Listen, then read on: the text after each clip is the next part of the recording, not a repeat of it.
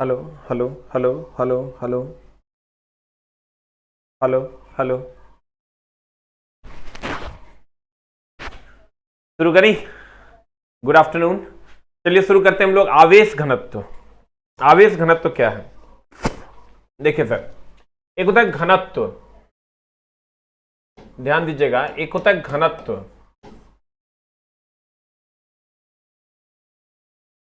घनत्व बराबर होता है, घनत्व बराबर होता है, घनत्व बराबर होता है द्रव्यमान बटा आयतन।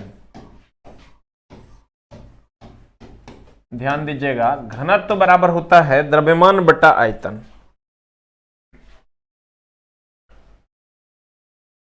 द्रव्यमान बटा आयतन, इसको हम लोग डिफाइन कैसे करते हैं? हम लोग इसको डिफाइन करते हैं कि एकांक आयतन में उपस्थित द्रव्यमान को घनत्व कहते हैं। एकांक आयतन में उपस्थित द्रव्यमान को घनत्व कहते हैं। हम लोग इसको डिफाइन करते हैं, एकांक आयतन में उपस्थित द्रव्यमान को घनत्व कहते हैं। ठीक है, एकांक आयतन में उपस्थित द्रव्यमान को क्या कहते हैं? घनत्व कहते हैं। अब देखो, अगर दाब बराबर होता है बल बटा क्षेत्रफल, दाब बराबर बल बटा क्षेत्रफल, जो लोग सुबह में साइंस पढ़ रहे होंगे वो पढ़े होंगे इस टॉपिक को। दाब बराबर बल बटा क्षेत्रफल, तो कहता है एकांक क्षेत्रफल में लगने वाले बल को दाब कहते हैं। ठीक है, सर हमने कहा था कि यहां का अप्रोच थोड़ा सा अलग होगा। उसी तरह हम लोग आवेश घनत्व को तीन प्रकार से बांटते हैं। आवेश घनत्व तीन प्रकार का होता है। एक होता है रेखीय आवेश घनत्व, रेखीय आवेश घनत्व। एक होता है क्षेत्रीय आवेश घनत्व। क्षेत्रीय आवेश घनत्व को, क्षेत्रीय आवेश घनत्व को हम सतहीय आवेश घनत्व कहते हैं। क्षेत्रीय आवेश घनत्व को हम सतहीय आवेश घनत्व कहते हैं। आवेश घनत्व कहते हैं। और एक होता है आयतन आवेश घनत्व। आयतन आवेश घनत्व को हम केवल आवेश घनत्व भी कहते हैं। आयतन आवेश घनत्व, आयतन आवेश घनत्व या आवेश घनत्व।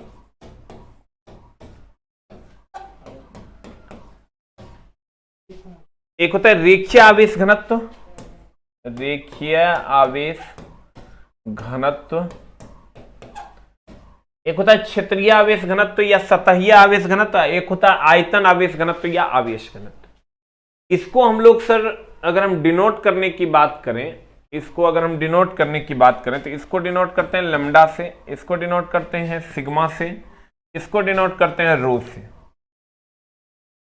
सबका डिफिनेशन है कि लैम्डा इज इक्वल टू ये हो जाता है Q by L, sigma is equal to हो जाता है Q by B, sorry Q by A, sigma is equal to Q by A, और रो इज इक्वल टू हो जाता है क्यू बाई भी। देखिए, एकांक लंबाई में उपस्थित आवेश को रेखीय आवेश घनत्व, एकांक क्षेत्रफल में उपस्थित आवेश को सतहीय आवेश घनत्व या क्षेत्रीय आवेश घनत्व, और एकांक आयतन में उपस्थित आवेश को आयतन आवेश घनत्व या आवेश घनत्व कहते हैं। ध्यान दीजिएगा, एकांक लंबाई में उपस्थित आवेश को रेखीय आवेश घनत्व, एकांक क्षेत्रफल में उपस्थित आवेश को क्षेत्रीय आवेश घनत्व, एकांक आयतन में उपस्थित आवेश को आयतन आवेश घनत्व कहते हैं। इसका जो एसआई मात्रक है, इसका एसआई मात्रक होता है कूलम्ब बटा metre, that is coulomb per metre. इसका एसआई मात्रक की अगर बात करोगे तो कूलम्ब बटा metre square, that is coulomb per metre square. इसका करोगे कूलम्ब बटा मीटर क्यूब, इसको हम कहते हैं कूलम्ब पर मीटर क्यूब।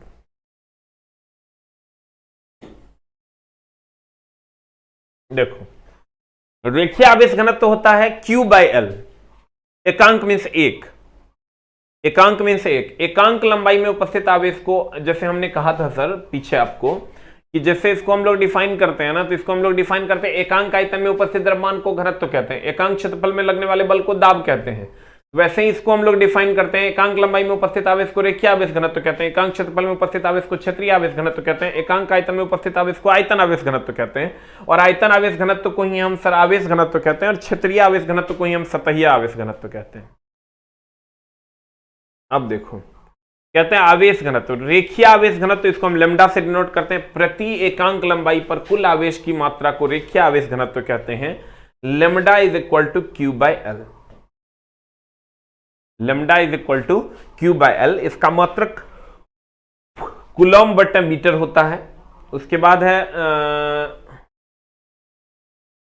सतहीय आवेश घनत्व, जिसको आप क्षेत्रीय आवेश घनत्व कहते हैं। कहता है प्रति एकांक क्षेत्रफल पर कुल आवेश की मात्रा को सतहीय आवेश घनत्व कहते हैं। Sigma is equal to Q by A, यानी प्रति एकांक क्षेत्रफल में उपस्थित आवेशों की संख्या को सतहीय आवेश घनत्व कहते हैं। इसका यूनिट हो जाएगा कूलम, क्षेत्रफल का मीटर स्क्वायर, तो कूलम बटा मीटर स्क्वायर, कूलम पर मीटर स्क्वायर।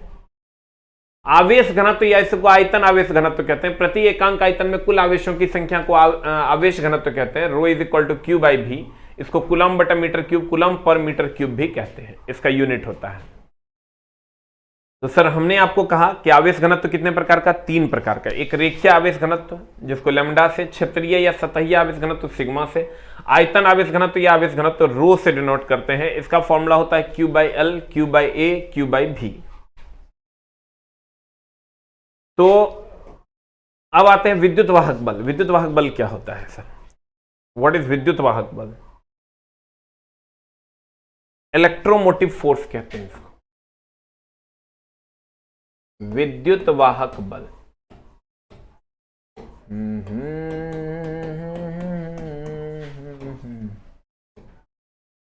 इलेक्ट्रोमोटिव फोर्स, विद्युत वाहक बल। नाम है सर विद्युत वाहक बल। विद्युत को वहन करने वाला जो बल होता है उसे हम विद्युत वाहक बल कहते हैं। विद्युत को वहन करने वाला जो बल होता है उसे हम विद्युत वाहक बल कहते हैं। इलेक्ट्रॉन को मोटिवेट करके जो फोर्स लगाने वाला बल होता है उसे हम इलेक्ट्रोमोटिव फोर्स कहते हैं। इसका SI मात्रक वोल्ट होता है। अब विद्युत वाहक बल एक अदिश राशि है, तो मामला ये है, अदिश राशि इसलिए है क्योंकि ये सर एक प्रकार का कार्य है और कार्य की कोई दिशा नहीं होती है। कहते हैं विद्युत वाहक बल या इलेक्ट्रोमोटिव फोर्स, इलेक्ट्रॉन को मोटिवेट करके उस पर फोर्स लगाने वाला इलेक्ट्रोमोटिव फोर्स, ये बैटरी या जनरेटर से जनरेट होता है। ये बैटरी या जनरेटर से जनरेट होता है, इसीलिए इलेक्ट्रॉन को वही मोटिवेट करके बहा पाता है, फोर्स लगा पाता है। इसीलिए इलेक्ट्रॉन का प्रवाह वही करा पाता है और इलेक्ट्रॉन का प्रवाह ही विद्युत धारा है। इसीलिए हम लोग कहते हैं इलेक्ट्रोमोटिव फोर्स। देखिए ये आप सुबह में पढ़े होंगे, अगर आप सुबह में पढ़े होंगे तो सुबह में ये जरूर पढ़े होंगे, लेकिन यहां पर हम आपको बोले कि 10% का डिफरेंस है जो आपको लास्ट में दिखाई देगा। 10% का डिफरेंस है जो आपको लास्ट में दिखाई देगा। ठीक है, तो बहुत सारा पॉइंट हम इसमें जोड़े हैं, लगभग 50 से 60 70 पॉइंट हम इसमें जोड़े हैं जो आपको लास्ट में दिखाई देगा। ठीक है, इसलिए कृपया काबिल न बने। हम बोले 75 में से 15 से 20 क्वेश्चन इससे पूछे जाते हैं और पूरा का पूरा इलेक्ट्रिशियन में जो आगे आपका बचा हुआ है ट्रांसफार्मर, मोटर, वो सब इसी पर डिपेंडेंट है। ठीक है, तो कृपया शांति बनाए रखें और इसको पढ़ने की कृपा करें। हम मॉर्निंग में हो गया है, आप चाहें तो नहीं भी पढ़ सकते हैं अगर आपको समझ में आ गया है तो। इस चैप्टर के बाद फिर कंटिन्यू करेंगे। ये चैप्टर इलेक्ट्रिशियन की जान है, परान है ये, और इसके बाद का चैप्टर है मैग्नेट। एकदम समझो कि दोनों चैप्टर बहुत ज्यादा इंपॉर्टेंट है। यहां भी पढ़ना है और साइंस में भी पढ़ना है, लेकिन यहां का अप्रोच थोड़ा सा अलग होगा। आप जो देखिएगा PDF जो हम वो वाला दिए होंगे और ये वाला दिए होंगे, दोनों में डिफरेंस होगा। दोनों का लास्ट आप देखिएगा, दोनों में बहुत का डिफरेंस है। ठीक है, लेकिन थोड़ा बहुत ज्यादा का नहीं कह सकते, 10% का डिफरेंस है, लेकिन वो डिफरेंस में सारे इंपॉर्टेंट जो LP के क्वेश्चन हैं वो हमने इसमें ऐड किया। अब देखो, कहते हैं इलेक्ट्रोमोटिव फोर्स, जो इलेक्ट्रॉन को मोटिवेट करके जो फोर्स लगाता है उसे हम इलेक्ट्रोमोटिव फोर्स कहते हैं। ये जनरेटर और बैटरी, ये दो चीजों के द्वारा ये लगता है। जनरेटर और बैटरी के द्वारा ये लगता है। कहते हैं इलेक्ट्रोमोटिव फोर्स, किसी चालक पदार्थ में विद्युत धारा को एक सिरे से दूसरे सिरे तक प्रवाहित करने वाला बल विद्युत वाहक बल कहलाता है। यह सेल, बैटरी, जनरेटर आदि से प्राप्त किया जाता है। सेल से, सेल के समूह को हम बैटरी कहते हैं। जनरेटर आदि से प्राप्त किया जाता है। इसका मात्रक वोल्ट है, इसे भी से सूचित किया जाता है। यही सेल है सर जिसके द्वारा हम लोग जनरेट करते हैं। अब एक होता है विभव, एक होता है विभवांतर। देखिए हम थोड़ा सा आपको विभव पहले पढ़ेंगे, फिर विभवांतर पढ़ेंगे। विभव क्या है? कहते हैं फिजिक्स का सेपरेट बैच दीजिए गुरुजी। वेरी गुड, बहुत जल्द दे देंगे सर। कहते हैं, गौर फरमाइएगा,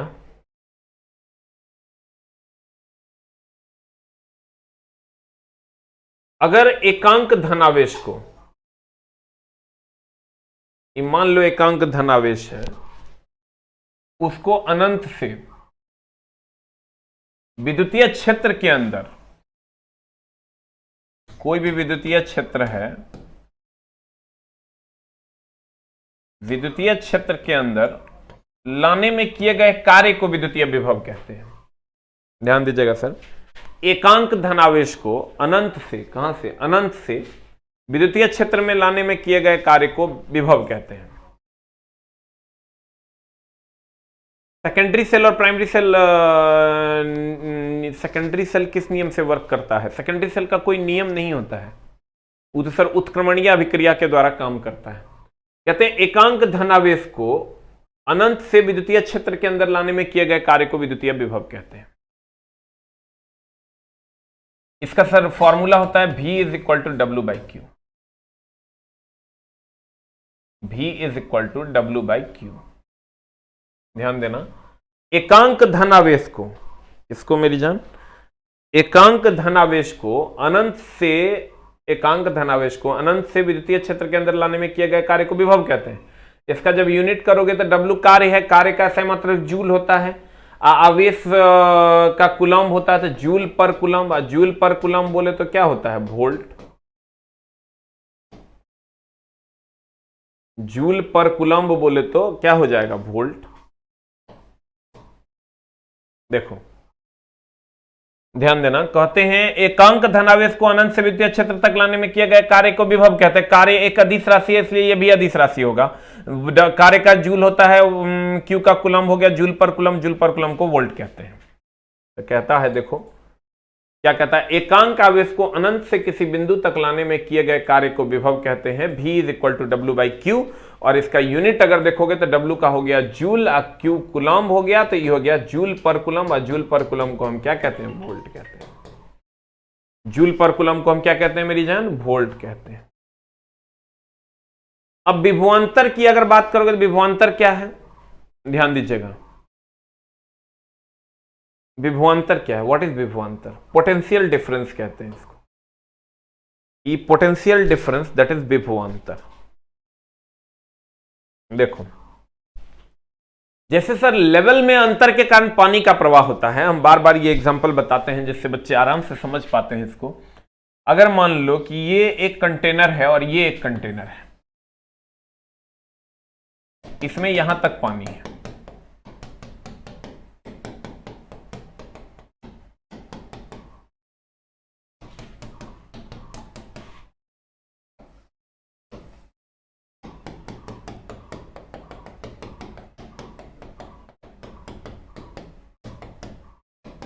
ये high level to low level water का फ्लो हो रहा है।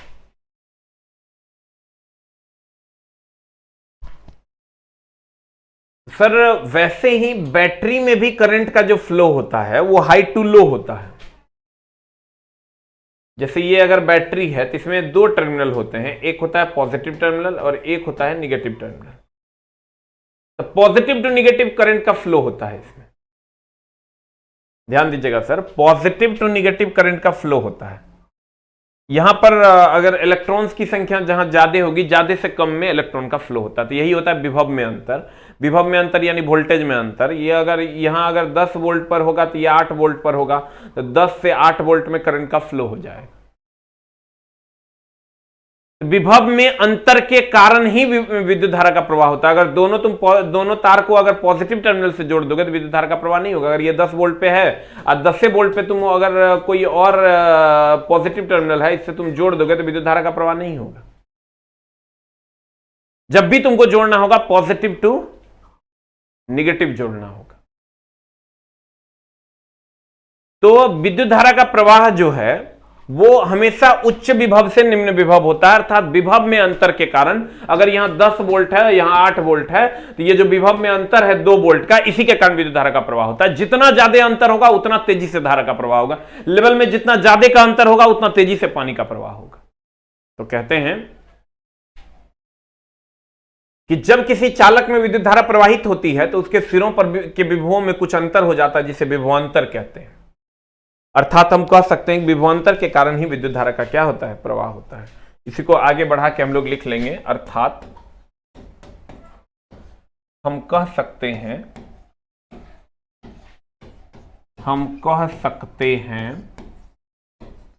कि विभवांतर के कारण धारा का प्रवाह होता है। विभवांतर के कारण धारा का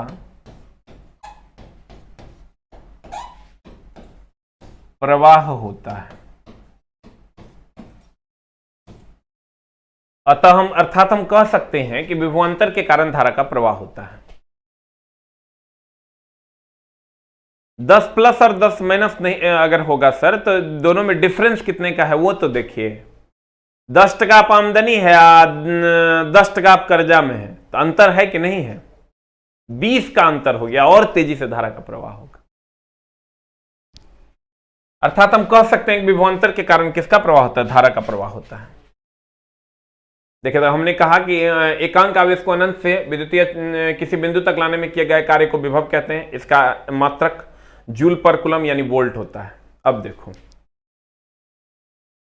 अब तुमको कहेगा कि लैब चैट नहीं चल रहा है। चल रहा है सर, लाइव चैट एकदम चल रहा है।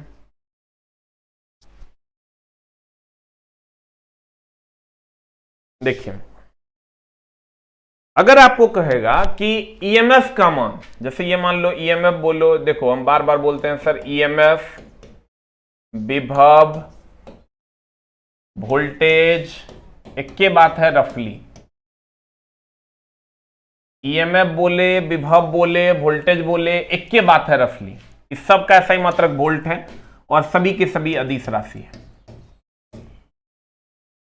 सबका ऐसा ही मात्रक वोल्ट है और सबके सब अदिश राशि है। ईएमएफ, विभव, वोल्टेज, इस सब के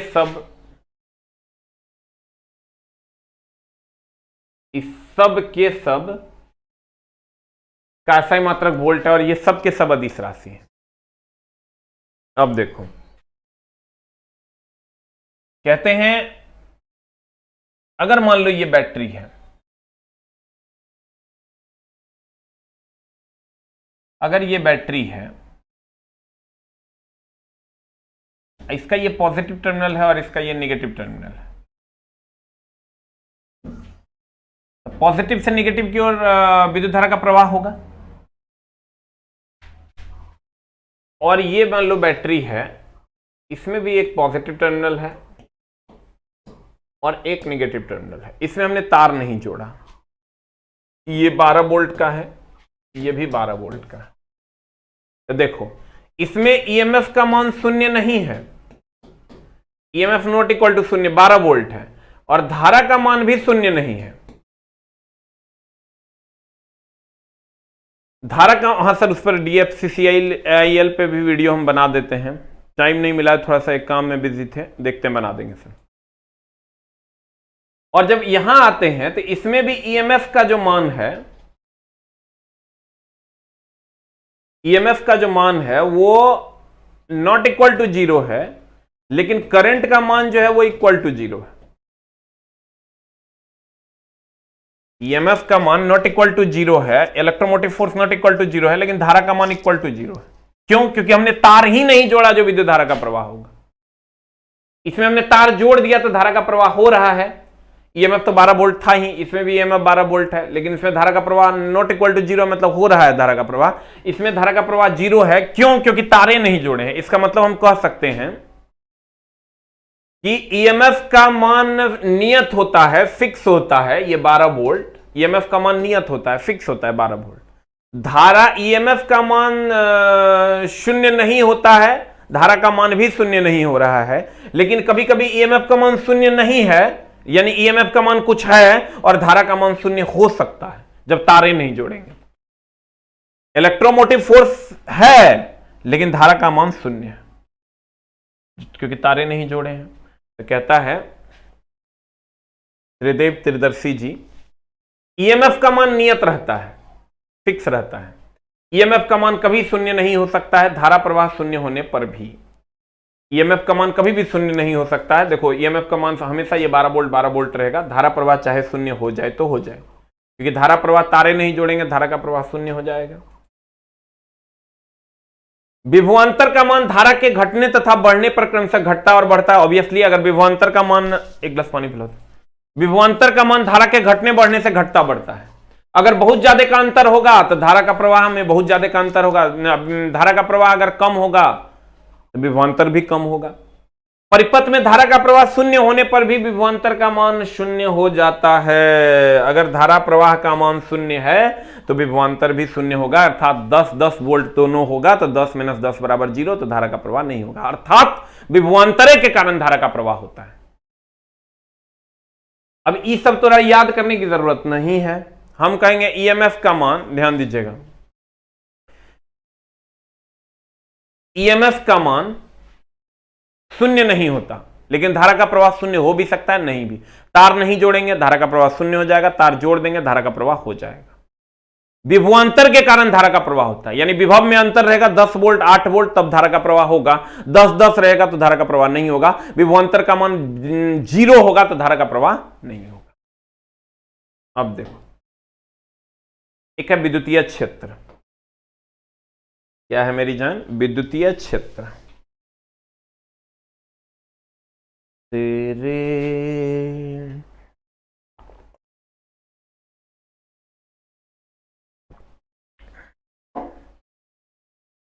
विद्युतीय क्षेत्र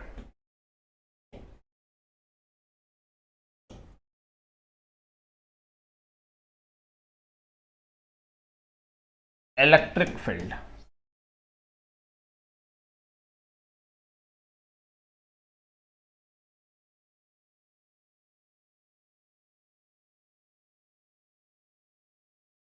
विद्युतीय क्षेत्र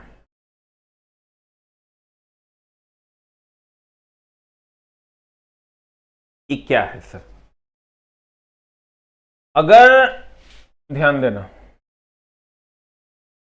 विद्युतीय क्षेत्र की अगर हम बात करें तो मान लो ये एकांक आवेश है, एकांक आवेश है। इसके चारों ओर का वह क्षेत्र जहां तक यह किसी दूसरे आवेश को, अगर यह मुखिया जी होता तो मान लो मुखिया के चारों ओर का वह क्षेत्र जहां तक कि यह किसी दूसरे को अपनी ओर खींच या अपने से दूर धकेल सकता है, आकर्षित या विकर्षित कर सकता है, कहते हैं, ध्यान दीजिएगा, क्या कहते हैं? किसी आवेश के चारों ओर का वह क्षेत्र जहां तक वह किसी दूसरे आवेश को या तो अपनी ओर खींच सकता है या अपने से दूर धकेल सकता है, अर्थात एक बल लगा सकता है। इसको ये अपनी ओर खींचेगा, इसको ये अपने से दूर धकेलेगा, क्योंकि समान आवेश में विकर्षण और समान आवेश में आकर्षण होता है। कहते हैं विद्युतीय क्षेत्र एकांक धन आवेश के चारों ओर का वह क्षेत्र जहां तक वह किसी दूसरे आवेश को या तो अपनी ओर खींचता है या अपने से दूर धकेलता है, यह उसका विद्युतीय क्षेत्र कहलाता है। ठीक है? एकांक धनावेश के चारों ओर का वह क्षेत्र जहां तक वह दूसरे आवेश को अपनी ओर खींचता है या अपने से दूर धकेलता है, वही उसका क्षेत्र कहलाता है। या जहां तक वह किसी दूसरे पर एक आकर्षण या विकर्षण का बल लगाता है या एक बल लगाता है, वही उसका क्षेत्र कहलाता है। कहते हैं विद्युतीय क्षेत्र। देखो, ये अगर कोई आवेश है तो इसके चारों ओर का ये क्षेत्र है।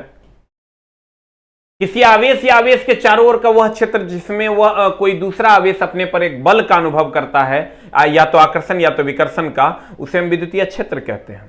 देखो, अगर कोई आवेश है और अगर ये अपने चारों ओर जहां तक किसी दूसरे आवेश पर एक बल लगा सकेगा, वही उसका क्षेत्र कहलाएगा। वही उसका क्या कहलाएगा? क्षेत्र कहलाएगा। अब अगर मान लेते हैं कि ये ऐसे ऐसे हमने दिखा दिया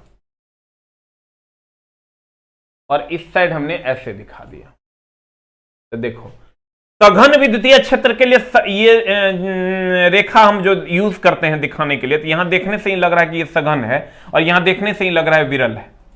विरल मतलब सर अलग अलग, रेयरर, ये हो गया डेंसर। तो ये देखने से ही डेंसर लग रहा है, सघन लग रहा है। तो सघन कैसे लग रहा है? इस रेखा का नाम है सर विद्युतीय बल रेखा, जो विद्युतीय क्षेत्र को दिखाता है। इस रेखा का नाम है विद्युतीय बल रेखा। यही चुंबक में होता तो चुंबकीय बल रेखा, यही मुखिया जी के लिए होता तो मुखिया जी की बल रेखाएं। किसी आवेश के चारों ओर के क्षेत्र को दिखाने के लिए जिस रेखा का प्रयोग करते हैं उसे हम विद्युतीय बल रेखा कहते हैं। उसे हम क्या कहते हैं मेरी जान? उसे विद्युतीय बल रेखा कहते हैं। सघन क्षेत्र को दिखाने के लिए सघन बल रेखा और विरल क्षेत्र को दिखाने के लिए विरल बल रेखाओं का प्रयोग करते हैं। एक समान क्षेत्र को दिखाने के लिए एक समान बल रेखा का प्रयोग करते हैं, और असमान क्षेत्र को दिखाने के लिए असमान बल रेखा का प्रयोग करते हैं। यह रेखा क्षेत्र की दिशा को दिखाता है, इसलिए ये एक दूसरे को कभी नहीं काटेगा, क्योंकि काटेगा तो काटे गए बिंदु पर दो दिशा हो जाएगी, जो संभव नहीं है। देखो, हमने कहा विद्युतीय क्षेत्र किसको कहते हैं? किसी आवेश के चारों ओर का वह क्षेत्र जहां तक वह किसी दूसरे को अपनी ओर खींच सकता है, वह उसका क्षेत्र कहलाता है। वह उसका क्या कहलाता है मेरी जान? क्षेत्र कहलाता है। इस क्षेत्र को दिखाने के लिए जिस रेखा का प्रयोग करते हैं उसे विद्युतीय बल रेखा कहते हैं। इस क्षेत्र को दिखाने के लिए जिस रेखा का प्रयोग करते हैं उसे विद्युतीय बल रेखा कहते हैं।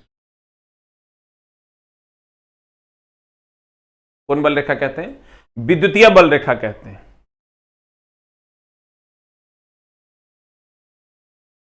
एक समान क्षेत्र को दिखाने के लिए एक समान बल रेखा, असमान क्षेत्र को दिखाने के लिए असमान बल रेखा, सघन क्षेत्र को दिखाने के लिए सघन बल रेखा, विरल क्षेत्र को दिखाने के लिए विरल बल रेखा का प्रयोग करते हैं। कहता है एमडी सेहन जी, सघन विद्युतीय क्षेत्र के लिए सघन तथा विरल विद्युतीय क्षेत्र के लिए विरल बल रेखाओं का प्रयोग किया जाता है। एक समान विद्युतीय क्षेत्र के लिए एक समान बल रेखाओं का प्रयोग किया जाता है। अब है सर विद्युतीय क्षेत्र की तीव्रता। विद्युतीय क्षेत्र की तीव्रता ये क्या है सर? व्हाट इज विद्युतीय क्षेत्र की तीव्रता? इलेक्ट्रिक फील्ड इंटेंसिटी बोलते हैं इसको। इलेक्ट्रिक फील्ड इंटेंसिटी, विद्युतीय बल रेखा। तेरे नैना मेरे नैनों से मीठी मीठी बातें कर दे हैं, इसको कहते हैं विद्युतीय क्षेत्र की तीव्रता। विद्युतीय क्षेत्र की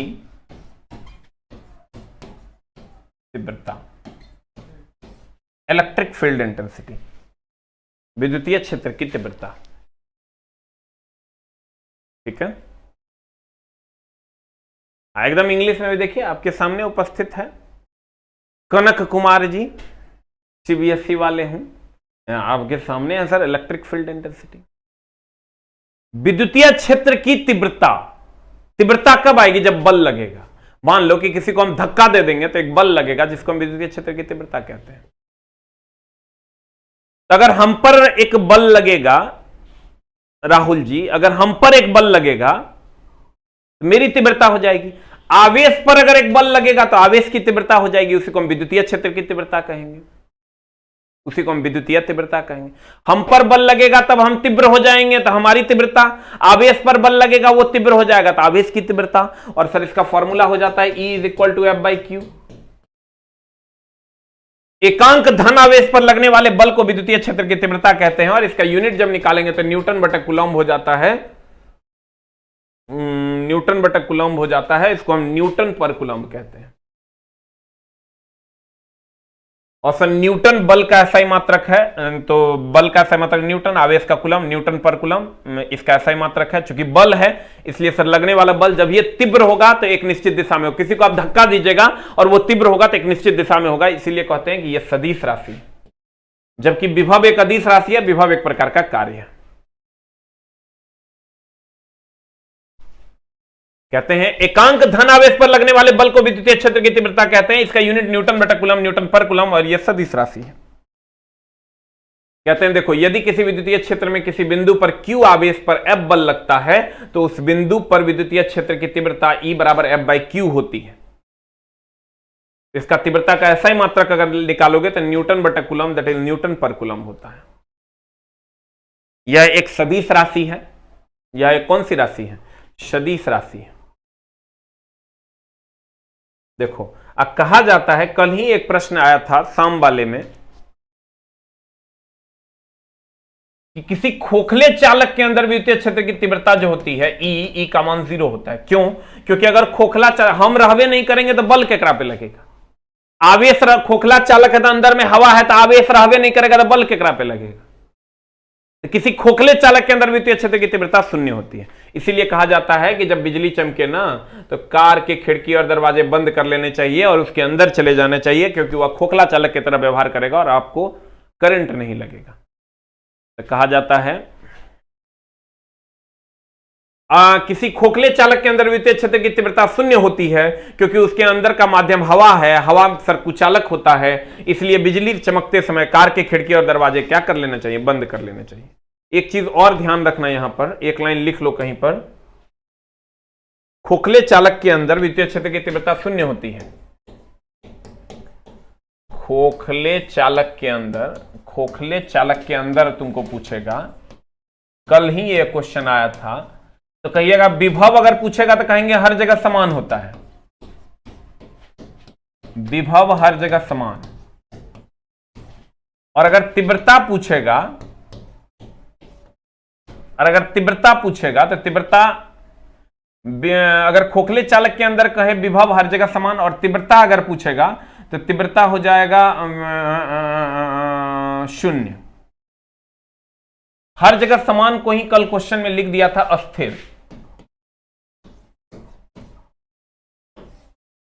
इसको सर नोट इट डाउन कर लीजिए।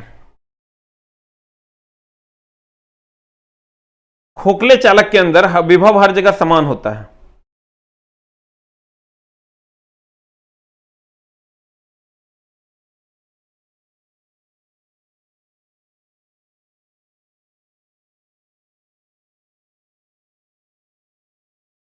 खोखले चालक के अंदर विभव हर जगह समान होता है या स्थिर होता है और तीव्रता 0 होती है।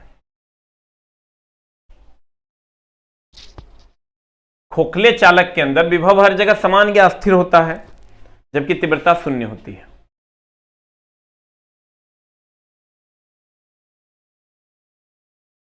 खोखले चालक के अंदर विभव हर जगह समान या अस्थिर होता है और तीव्रता 0 होती है।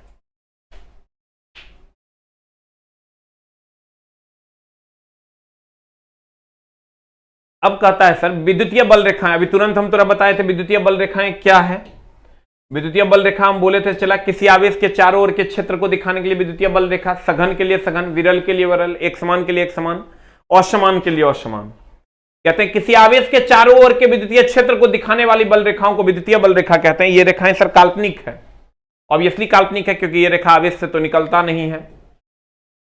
विद्युतीय बल रेखाओं के गुण, विद्युतीय बल रेखा धन आवेश से शुरू होता है, ऋण आवेश में विलीन हो जाता है। देखो ये धन आवेश से निकलता है, ऋण आवेश की ओर चलता है, तो धन आवेश से निकलकर ऋण आवेश में विलीन हो जाता है। ये रेखाएं एक दूसरे को कभी नहीं काटती क्योंकि काटे गए बिंदु पर विद्युतीय क्षेत्र की 2 दिशा हो जाएगी जो संभव नहीं है। सघन विद्युतीय क्षेत्र के लिए सघन तथा विरल विद्युतीय क्षेत्र के लिए विरल बल रेखाओं का प्रयोग किया जाता है। एक समान विद्युतीय क्षेत्र के लिए एक समान बल रेखाओं का प्रयोग किया जाता है। अब देखो फिर से हम समझा देते हैं एकदम आराम से। हमने कहा तुमको कि विद्युतीय बल रेखा क्या है। विद्युतीय बल रेखा वह रेखा है, ये एक काल्पनिक रेखा है, ये रेखा निकलता नहीं आवेश से। हम ये रेखा सिर्फ दिखाते हैं, विद्युतीय क्षेत्र को दिखाने के लिए हम लोग इसका उपयोग करते हैं। विद्युतीय क्षेत्र को दिखाने के लिए केवल हम लोग इसका उपयोग करते हैं। ये रेखाएं काल्पनिक है जो धन आवेश से निकलकर ऋण आवेश में विलीन हो जाती है, जो धन आवेश से निकलती है और ऋण आवेश में विलीन हो जाती है। ये रेखाएं एक दूसरे को कभी नहीं काटती क्योंकि काटे गए बिंदु पर 2 दिशा होती है जो संभव नहीं है। सघन के लिए सघन, विरल के लिए विरल, एक समान के लिए एक समान, असमान के लिए असमान का प्रयोग किया जाता है। तो कहते हैं विद्युतीय बल रेखा क्या है, विद्युतीय क्षेत्र की तीव्रता क्या है, E बराबर F/Q होता है। एकांक धनावेश पर लगने वाले बल को विद्युतीय क्षेत्र की तीव्रता कहते हैं। अब विद्युतीय विभव अगर कहोगे तो V बराबर W/Q होता है। इस पर खूब न्यूमेरिकल पूछता है। एकांक धनावेश को अनंत से विद्युतीय क्षेत्र के अंदर लाने में किए गए कार्य को विद्युतीय विभव कहते हैं। इसका यूनिट निकालोगे तो ये जूल बटे कुलम, जूल पर कुलम, इसको वोल्ट कहते हैं। ईएमएफ का मान अगर हम बात करें, हम बोले थे तुमको ईएमएफ का मान नियत होता है, फिक्स होता है। धारा का प्रवाह शून्य नहीं भी हो सकता है और हो भी सकता है। तार अगर जोड़ देंगे धारा का प्रवाह होगा, तार नहीं जोड़ेंगे धारा का प्रवाह नहीं होगा। उसके बाद हमने कहा कि खोखले चालक के अंदर विद्युतीय क्षेत्र की तीव्रता शून्य होती है, इसीलिए कहा जाता है कि कार की खिड़की और दरवाजे बिजली चमकने पर बंद कर लेने चाहिए, वो खोखला चालक हो जाता है। तो उसके बाद हमने कहा कि भैया खोखले चालक में विभव हर जगह समान होता है, स्थिर होता है, जबकि तीव्रता शून्य होती है। जबकि तीव्रता क्या होती है? शून्य होती है। विद्युतीय क्षेत्र क्या होता है? किसी आवेश के चारों ओर का वह क्षेत्र जहां तक वह किसी दूसरे को अपनी ओर खींचेगा या अपने से दूर धकेलेगा। विद्युतीय बल रेखा एक रेखा है आवेश के चारों ओर जो विद्युतीय क्षेत्र को बताता है। यह रेखा एक दूसरे को कभी नहीं काटता। समान के लिए समान, असमान के लिए असमान, सघन के लिए सघन, विरल के लिए विरल रेखाओं का प्रयोग किया जाता है।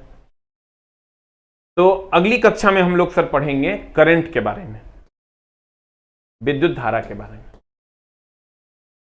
एक बार फिर से हम रिवाइज कर देते हैं, गौर फरमाना। हमने कहा कि ईएमएफ का मान, ध्यान देना,